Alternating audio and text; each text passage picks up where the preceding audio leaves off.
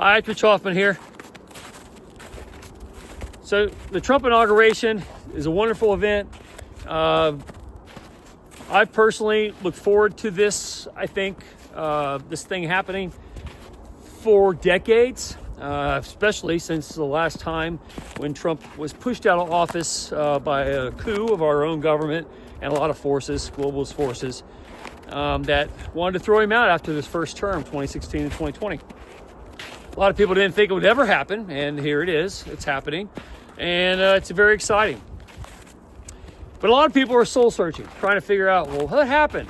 Well, how could this guy, this moral monster, be in the presidency? And I personally think there's a lot of morality to President Trump. But 2 decades ago, a decade ago, it would have been very hard to get a person who's divorced or a person has some wild escapades in their life to be qualified to be in the presidency. But I warned everybody back in the 90s with the Bill Clinton stuff, when everyone turned the other way with all the antics Bill Clinton went through and said, it's just about sex, or it's just about this or that. Judge him for what he does. It's all about the economy, stupid. When everyone told us that, and that's James Carville and those kinds of people, don't blame the man. Be happy with the job he did.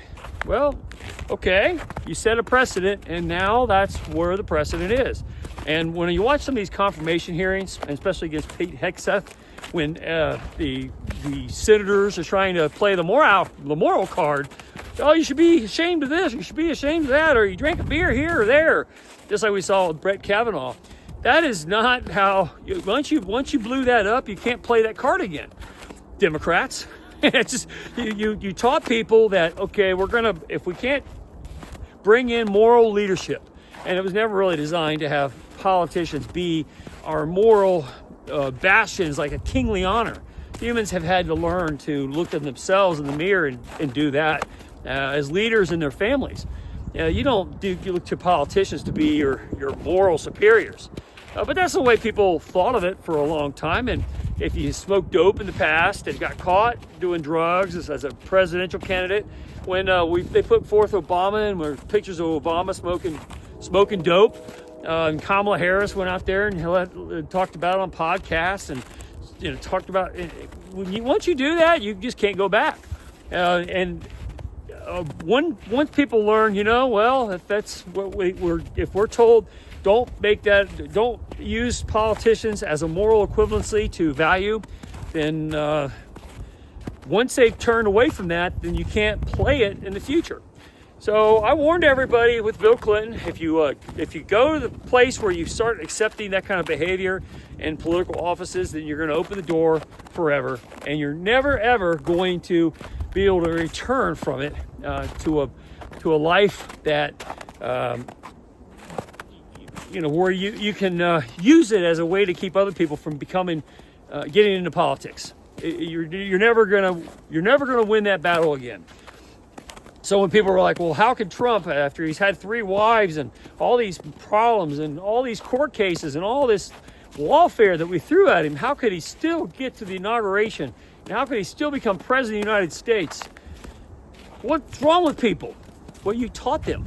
You taught them that Barack Obama could be president, even though he had birth certificate issues, even though he had daddy issues with the Kenyan thing, and he had communists in his background. We're supposed to vote for him because he was a person of color. Don't just drop all those value systems. Oh, and then he did drugs too. And there's a lot of speculation about, Michelle Obama and what kind of person she really is. And obviously she's not exactly a patriot of America the way we think of it. She's got a lot of really radical ideas about America and how it should align to a communist mentality. We're supposed to put all that away and forget about it. Don't judge. Don't have opinions about things. Just put up with it and vote for them because we think they're going to do a good job. Judge them on their performance. And then the Bill Clinton, it's all about sex and the Monica Lewinsky stuff, and he lied and got caught lying, and people are like, you know what, the economy's pretty good. I don't really care about all that stuff, so we're not gonna hold it against him. And people were up in arms about the morality of such a decision. Well, so once you open the door, do you think it was just going to work for Democrats? Of course, it's going to work for Republicans. And that really, if you really want to think about it, you want to go back and chastise anybody over the decisions that made Donald Trump possible. And I knew it. I knew it. I said it way back in 2012 and 2013 when the Republican Party tried to give us Mitt Romney. I was invited to a very exclusive event to hang out with Mitt Romney and John Kasich and all those Rhino Republicans, John Boehner. I was invited to be there in the middle of all the action in 2012. And you know what I did? I stayed home and hung out with my kids because I didn't like those guys. Because I knew they were going nowhere. I knew they were the same old, and people weren't excited about them. I hoped they would win their election, but I certainly wasn't wanting to hang out with them and chew the fat. But with Trump, it was different because Trump was a performance-based guy, and even though he had flaws and multiple marriages and had all kinds of issues, the guy tried to pull it together and live a good life, and he represented excellence as far as executive leadership. And if the standard was, well, politicians, we're not electing kings, they're going to be our moral betters, or they're not going to set the pace for how we conduct ourselves as elevated citizens, we just want them to do a good job in the executive branch and run the country correct so that we can all have a decent life. And once that criteria was established and Democrats said it, then it opened the door for people like Trump. And now Democrats are finding that if you lower the bar and you can't penalize people for drugs they did or spouses they cheated on or some sort of moral dilemma that makes them not lofty in the eyes of the public, if you're just going to judge them on job performance, well, there's lots of Republicans out there like President Trump who qualify. And Democrats don't have those same kind of people. They don't have people that perform well in the world and become superior in performance. So if you start talking about merit-based judgments, now Democrats have a major problem because now they can't body slam very strong business leaders who might have made mistakes in their personal life based on job performance, because job performance became the criteria. And Republicans have a whole lot more people who can do a better job based on their experience in the workforce that can say, hey, well, I may not be a perfect person, but I know how to run an executive branch. And so now Democrats are kind of sealed their deal. They're not going to be able to ever come back and fix that problem because they don't have it either way. They're not very good moral characters. And then now when they've tried to play that card against Trump, well, people don't care because they're used to the diatribes the Democrats have been giving them for years. And once they accepted that morality wasn't going to be a judgment that they could make on elected office, they at least want people who could run the office correctly. And that's how we ended up with Trump. That's how people like Trump were able to now put their hat in the ring and run. Whereas in the 80s and the 90s, Trump was talked about, but it was just talked about. I remember back when Pat Buchanan and Trump were a part of the Reform Party. And Trump's playboy lifestyle worked against him, and people might have liked him. They might have liked his business ethics, me being included. I read all his books back when he put them out, but I was like, well, he likes women too much, so we can't really get too excited about him.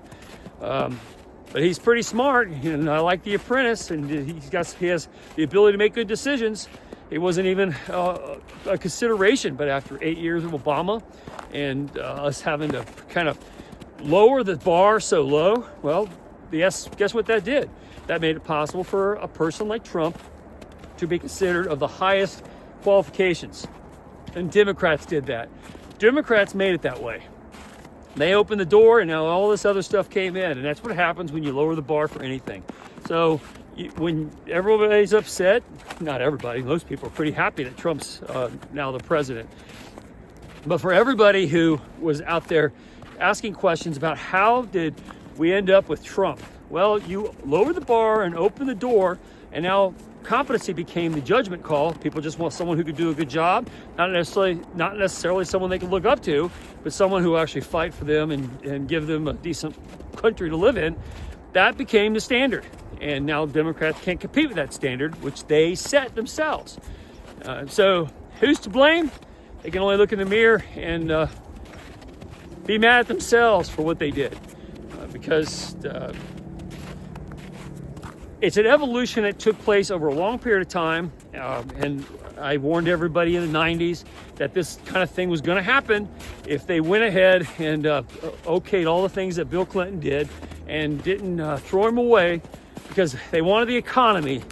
It was all about the economy, stupid. And people wanted a stable economy that they had in the 90s, an offshoot of what happened in the 80s with Reaganomics. And they wanted a decent country to live in. And they didn't care what Bill Clinton did. They didn't care how he behaved. They didn't care if he just inhaled or didn't inhale a pot smoke from a joint. They didn't really care. They decided they just wanted someone who would do the job, which lowered the bar for everybody. And now you get what you get. Democrats are going to have to now find people that can actually do the good job. And they don't have anybody out there that can do a good job. They don't have anybody waiting in the wings that can compete with a Trump or the many people that he's put in his cabinet that are going to follow in this MAGA movement, that are very competent, very personally driven with personal accomplishments, and can succeed if the judgment is about job performance and not necessarily personal conduct. Not necessarily how many times you've been married or how many times you go to church or did you ever do drugs. Those questions aren't even relevant to people anymore, which I think they should be, but they're not. And that started with Bill Clinton and then compounded with Barack Obama. We were told don't make any judgment calls just because he's a person of color and we have to show that we're not racist. So vote for him. Even though he brought with him socialism, communism, all kinds of backdoor terrorism and Bill Ayers nonsense. There's all kinds of problems with that guy. But we were supposed to ignore it all. Once we consciously went down that path, you open the door for everybody out there who has similar problems, and the public voted accordingly. And that's why you have Trump. And I'm glad we do. It's a chance to get better again. But if all those problems hadn't come up and we hadn't had to deal with this prior to, people probably wouldn't have voted for Trump because he's on his third marriage. And they would have held it against him. But not anymore.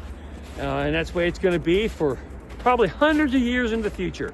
That's what happens when you lower the bar. It never goes back up because public perception will keep it that way as long as they get what they need.